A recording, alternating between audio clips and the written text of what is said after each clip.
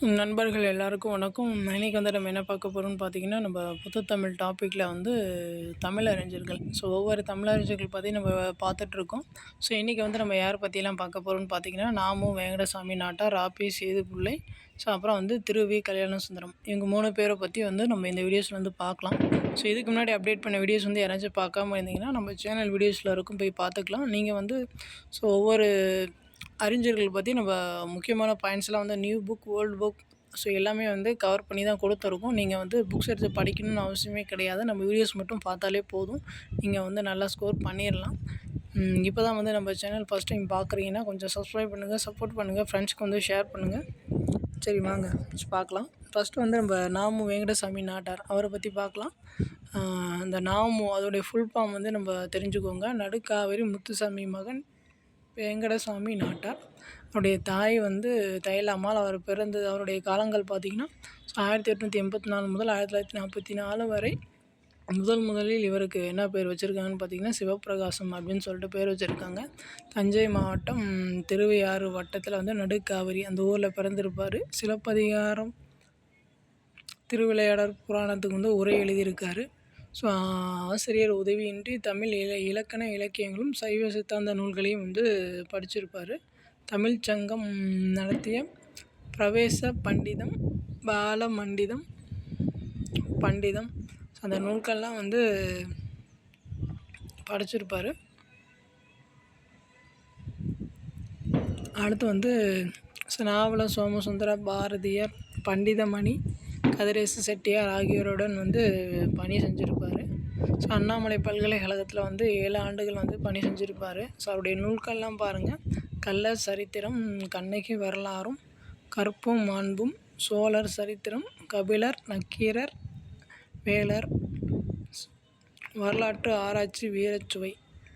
இதெல்லாம் பார்த்திங்கன்னா அவருடைய உரைநடை நூல்கள் ப்ளஸ் அவருடைய படைப்புகள். அடுத்து வந்து ராபி சேதுப்பிள்ளை பற்றி பார்க்கலாம்.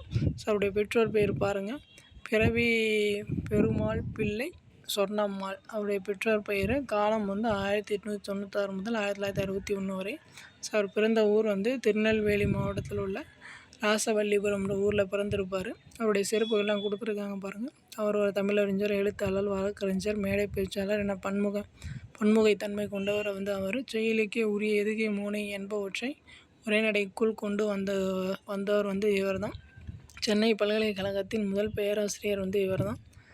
தருமபுர ஆதீனம் இவருக்கு சொல்லின் செல்வர் என்ற பட்டத்தை வழங்கினார். கரெக்டாக பார்த்துக்கோங்க. சொல்லின் செல்வர்னா ராபி சேதுப்பிள்ளைன்னு தெரியும். அந்த பட்டம் வந்து அவருக்கு யார் கொடுத்துருக்கா? தருமபுர ஆதீனம் அவர் தான் வந்து கொடுத்துருக்காரு. தமிழின்பம், இவருடைய தமிழின்பம் நூல் தான் வந்து இந்திய அரசின் சாகித்ய அகாடமி விருது பெற்ற முதல் நூல். கரெக்டாக பார்த்துக்கோங்க. லீட் என்னும் பட்டமும் வந்து இவருக்கு கொடுத்துருப்பாங்க. அவருடைய நூல்கள்லாம் கொடுத்துருக்காங்க பாருங்கள். ஆற்றங்கரையிலே கடற்கரையிலே தமிழ் விருந்து, தமிழகம் ஊரும் பேரும், மேடை பேச்சு, செந்தமிழும் கொடுந்தமிழும், கிறித்தவ தமிழ் தொண்டர், வேரலின் வெற்றி, வேரும் வில்லும், கடற்கரையினிலே வ.உ.சி. பேசுவதாக அமைந்தது. இந்த கடற்கரையிலே இந்த படைப்பு இருக்கு இல்லையா, இந்த படைப்பில் வந்து வ.உ.சியை பற்றி சொல்லியிருப்பார் அவர். நெக்ஸ்ட் வந்து திரு வி. கல்யாணசுந்தரம் அவரை பற்றி பார்க்கலாம். அவருடைய பெற்றோர் பெயர் பாருங்கள். விருதாச்சலம் சின்னம்மையார். மனைவி வந்து கமலாம்பிகை. ஊர் வந்து காஞ்சிபுரம் மாவட்டத்தில் இருக்க தண்டலம் அந்த ஊரில் தான் பிறந்திருப்பார். அவருடைய காலம் வந்து 26/8/1883 முதல் 17/9/1953 வரை. அவருடைய இதழ்கள்லாம் பாருங்கள். தேசபக்தன், நவசக்தி. அவருடைய சிறப்பு பெயர் வந்து தமிழ் தென்றல், தமிழ்ச்சோலை. இதெல்லாமே அவருடைய படிப்பு. திருவிகா, திருவாரூர், விருதாச்சலம், கல்யாணசுந்தரம் அதான் வந்து ஃபுல் ஃபார்மு. அதை வந்து திருவிகா அப்படின்னு சொல்லிட்டு ஷார்ட்டாக சொல்கிறாங்க. அவருடைய சிறப்புகள்லாம் பாருங்கள். அரசியல், சமுதாயம், சமயம், தொழிலாளர் நலன், சிறந்த மேடை பேச்சாளர், திருக்குறளில் அறத்துப்பாலுக்கு உரை எழுதியிருக்காரு. சென்னை ராயப்பேட்டையில் உள்ள வெள்ளசி பள்ளியில் வந்து படித்திருக்காரு. கதிரை வேலர் என்பவரிடம் தமிழ் பயின்று தமிழ் பேராசிரியராக உயர்ந்திருப்பார்.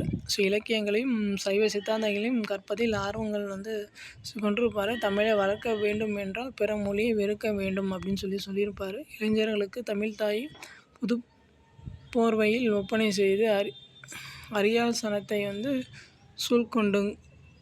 கொண்டாடுங்கள் அப்படின்னு சொல்லியிருப்பார்.